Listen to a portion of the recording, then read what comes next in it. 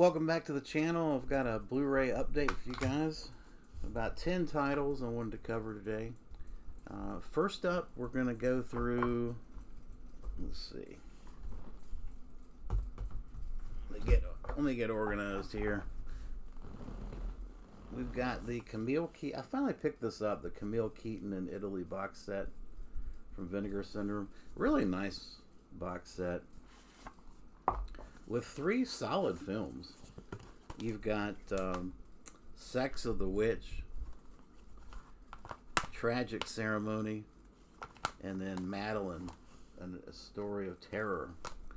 All 3 films are good. I think really Tragic Ceremony is my favorite. It's got Luigi Pistelli in it, and it's a black mass film about some kids that end up after a day of boating, end up at this creepy mansion that was performing black masses, and they try to sacrifice Camille Keaton. It is cheesy and wild. I give that a 7 out of 10. Sex of the Witch is another good one that I gave a 7 out of 10 as well. All 3 of these have commentary tracks. This one's a murder for the inheritance story, which we've seen a zillion times. The Hiltons, not those Hiltons, but the Hiltons family gathers together to have a reading of kind of the will of this guy, and he basically says that if we're going to split the inheritance equally amongst everybody at the age of 30, but if you don't make 30, then whoever's left, we're going to spread the inheritance. So you've obviously set yourself up to try to murder off all the people so the only one gets the inheritance. Standard stuff. Good stuff, though. I thought this was a really solid box set. Highly recommend that one. And then next up, we've got this Forgotten Gialli Volume 4. I have not picked up Volume 5 yet, but I will. And these are some, I would say 6 out of 10 kind of slashers, late 80s slashers. Arabella's the weakest. It's basically softcore porn. If you remember Skinamax that came on after 11 o'clock, Cinemax, soft porn, that's what this is. This was in 1986. Arabella basically is a nymphomaniac whose husband's in a wheelchair, and he ends up getting off on watching her have sexual relations. It's not very good. I gave it a 5 out of 10. I'm actually kind of surprised I gave it a 5 out of 10, to be honest. All 3 of these have commentary tracks from Kat Ellinger and Sam Deegan.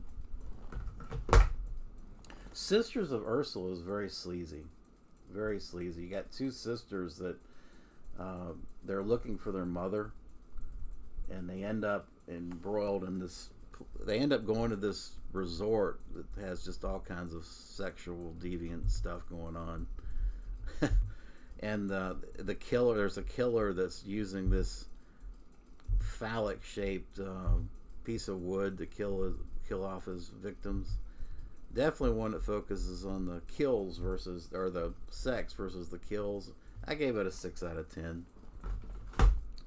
And then The Killer Is Still Among Us, which is, I think, it's 1986, and I think this thing is loosely based on the murder of the Monster of Florence, which was a documented case.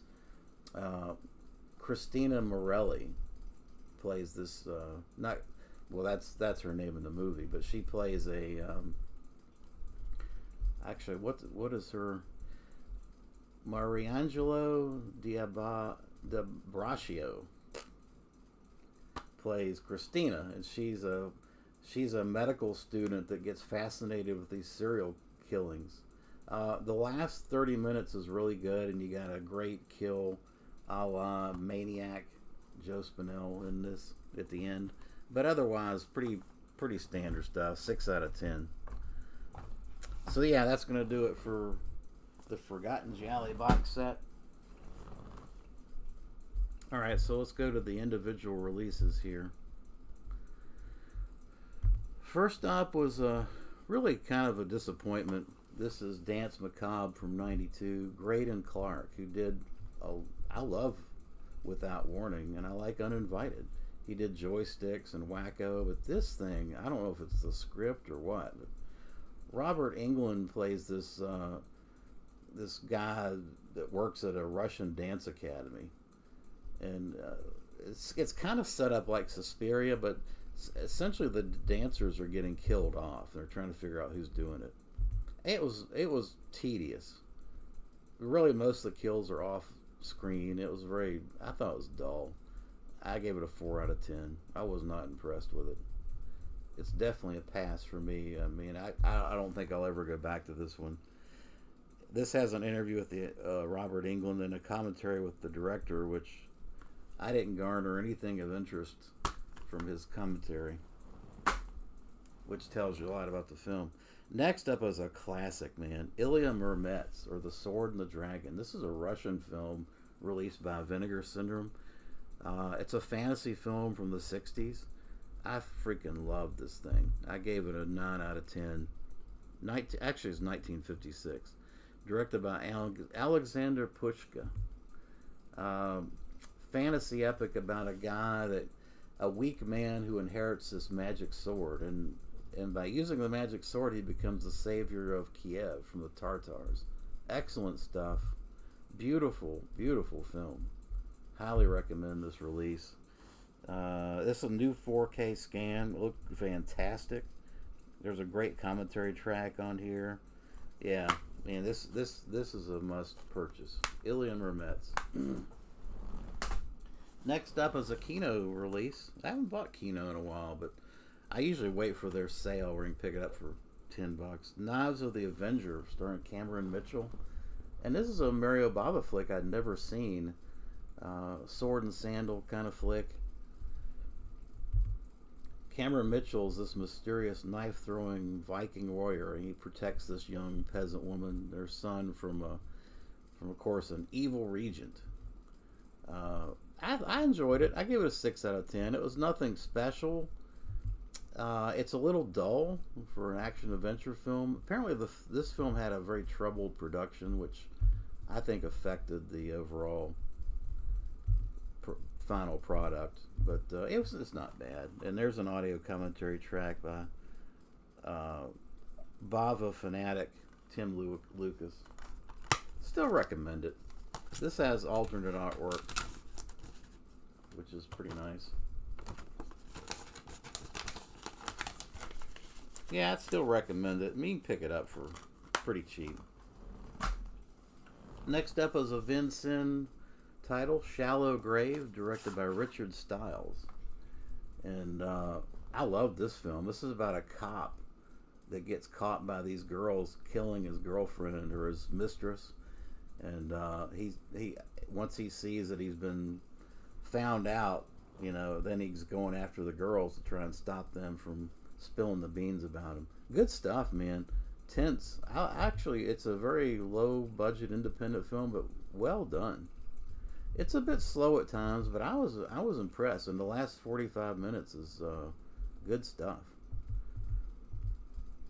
Now, having said that, the director's commentary is right there with some of the worst I've ever heard. The director had nothing to say. There's long periods of silence. So if you buy this release and then you want to listen to the special features or the commentary track, just forget it, man. It's not worth it. It's a waste of 90 minutes that I'll never get back. But the film's good. 7 out of 10. Next up is William Peter Blatty's The Ninth Configuration. And this is another great film. I've watched this multiple times, and I enjoyed the hell out of it. My overall rating for this is, I gave it a 9 out of 10, I think. Let's see what my last rating was. 8 out of 10.